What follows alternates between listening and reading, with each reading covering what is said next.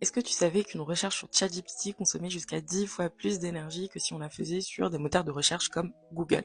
Moi non plus, et je l'ai appris en faisant mes recherches sur les coûts cachés de l'IA.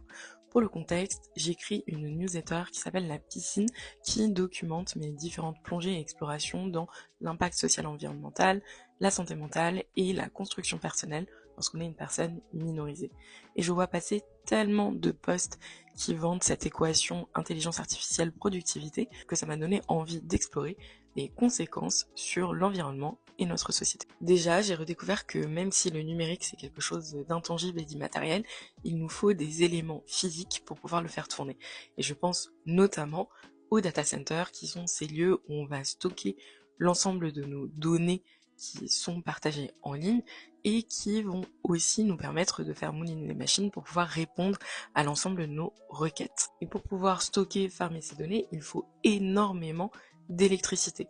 Dis-toi que d'ici 2026, la consommation liée à ces data centers pourrait atteindre celle de pays comme le Japon et que les GAFAM commencent à investir dans des centrales nucléaires pour pouvoir absorber le coût énergétique de toutes ces données. Par exemple, en septembre 2024, Microsoft a signé la remise en marche d'une centrale nucléaire en Pennsylvanie. Et cette privatisation énergétique pose aussi question quant à l'accès à l'électricité des foyers environnants. Et au-delà de l'électricité, il y a plein d'autres ressources qui sont sollicitées, comme par exemple de l'eau, pour pouvoir refroidir ces data centers.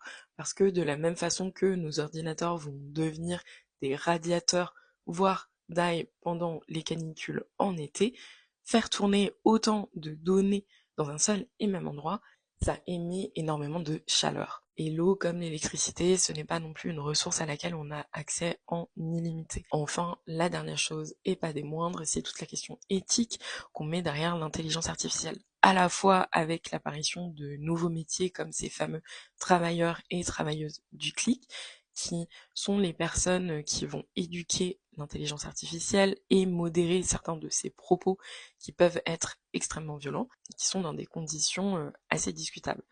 Bref, on en reparle plus en détail dans la prochaine édition de mon infolettre. Je t'invite à t'abonner si ce sujet t'intéresse. Il y aura aussi une rubrique recommandations culturelles et introspection.